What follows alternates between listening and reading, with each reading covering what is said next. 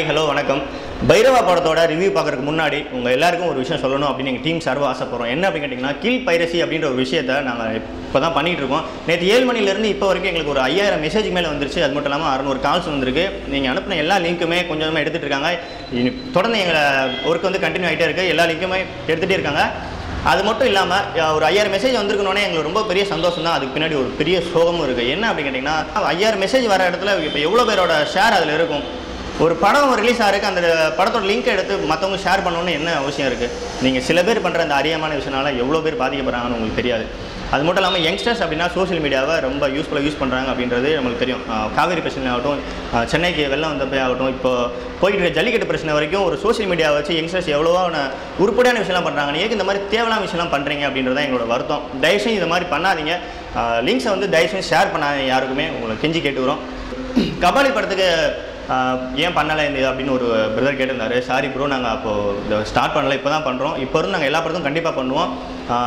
Vijay ஃபேன்ஸோட support மட்டும் இல்லை, எல்லா ஃபேன்ஸோட சப்போர்ட்டும் எங்களுக்கு கண்டிப்பாக தேவை.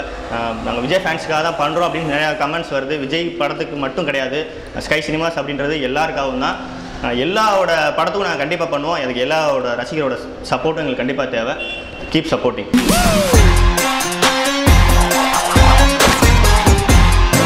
ஒருத்திக்கிட்ட மாட்டிக்கிட்டேன். லவ்ல என்ன டார்லிங் பெரிய ட்ரெண்டு.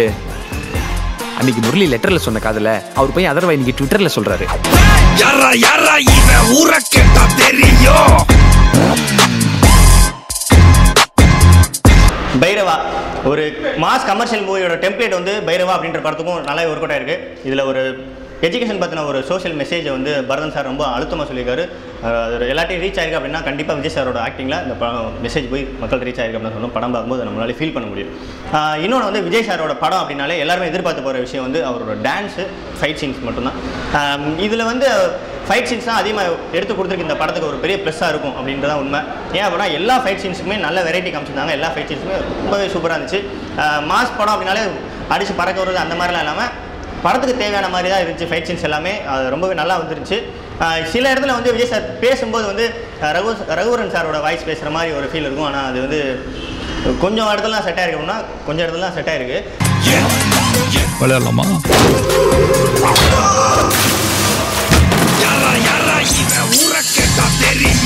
இன்னைக்கு நிறைய பேர்கிட்ட இல்லாத ஒரு கெட்ட பழக்கம் என்கிட்ட இருக்குது.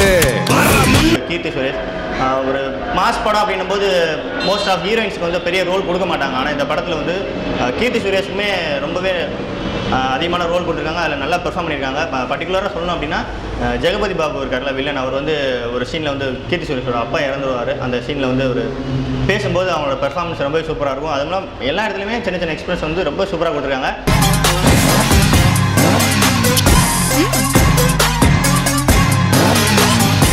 அதுக்காக சொல்லணும்னா சதீஷ் பற்றி சொல்லணும். சதீஷ் வந்து கண்டிப்பாக விஜய் சாருக்கு வந்து ஒரு தேங்க்ஸ் சொல்லி ஆகணும். ஏன் அப்படின்னா விஜய் சார் வந்து அவரோட சேர்ந்து நடிக்கும்போது அவருக்கு இவ்வளோ ஃப்ரீடம் கொடுத்துருக்காரு. நம்ம படம் பார்க்கும்போது உங்களுக்கு அது புரியும். ஒரு இடத்துலையுமே விஜய் சார் கால் வாடுற மாதிரியான டைலாக்ஸ் வந்து ரொம்பவே ரசிக்க வச்சுருக்கோம். அந்த மாதிரி விஷயத்துக்கு வந்து கண்டிப்பாக சதீஷ் சார் வந்து தேங்க்ஸ் சொல்லியிருக்கேன். அவருக்கு அந்தளவுக்கு ஃப்ரீடம் கொடுத்துருக்காங்கன்றது நம்ம படம் பார்க்கும்போது தெரியுது. லவ்ல என்ன டார்லிங் பெரிய ட்ரெண்டு.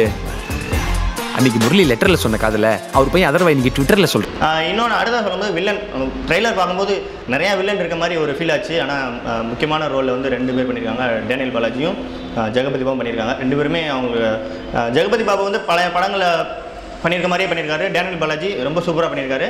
இந்த ஊரோட ஹீட் என்னன்னு நீ தெரிஞ்சுக்குவேன். செல்லக்குட்டி நான் வரேன் தனியா. ஒரு நார்மல் ஒரு ஆடியன்ஸ் வந்து இந்த படத்தை வந்து ரசிக்கிற மாதிரி தான் இருக்குது இந்த படம். கண்டிப்பாக இன்ட்ரோல் பிளாக் வந்து பயங்கரமான ஒரு ப்ளஸ் இந்த படத்துக்கு. ஏன் அப்படின்னு கேட்டிங்கன்னா ஒரு கீர்த்தி சுரேஷ் வந்து ஒரு ஃப்ளாஷ்பேக் சொல்கிற மாதிரியான ஒரு சீன் வந்து இந்த படத்தில் வரும். ஃப்ளாஷ்பேக் சொல்லும்போது என்னடா படம் போர் அடிக்கிற மாதிரியாக ஒரு ஃபீல் ஆகுது அப்படின்னு நினச்சிட்டு இருக்கும்போது அப்படியே அடுத்த செகண்டே அப்படியே எல்லாரும் மைண்டுமே அப்படியே மாற்றுற மாதிரியான ஒரு ஃபைட் சீன் அதில் கொடுத்துருந்தாரு. பயங்கரமான ஃபைட் சீன் ரொம்ப சூப்பராக சொல்லியிருந்தாங்க. படம் அப்படியே இன்ட்ரோல் முடிஞ்சு வெளில வரும்போது 120 ரூபா ஒருத்தர் தாண்டா அப்படின்னு ஃபீல் பண்ணுற அளவுக்கு அந்த இன்ட்ரோல் பிளாக் இருந்துச்சு. இந்த படத்துக்கு பெரிய பெரிய ப்ளஸ் பாயிண்ட் அதான் இருக்கும்னு நினைக்கிறேன். பைரவா அப்படின்ற படத்துக்கு எங்கள் டீம் கொடுக்குற மார்க்கு தான். மொத்தத்தில் பைரவா அப்படின்ற படம் விஜய் ஃபேன்ஸுக்கு மட்டும் இல்லாமல் எல்லா ஜென்ரல் ஆடியன்ஸுக்கும் பிடிக்கும். கண்டிப்பாக படத்தை போய் தேட்டரில் பாருங்கள். தயவு செஞ்சு யாரும் டவுன்லோட் பண்ணி பார்க்காதீங்க. இந்த வீடியோ உங்களுக்கு பிடிச்சிருந்துச்சுன்னா லைக் பண்ணுங்கள். ஏதாவது கமெண்ட்ஸ் இருந்துச்சுன்னா கமெண்ட் பண்ணுங்கள். மறக்காமல் சப்ஸ்கிரைப் பண்ணுங்கள். தேங்க்யூ.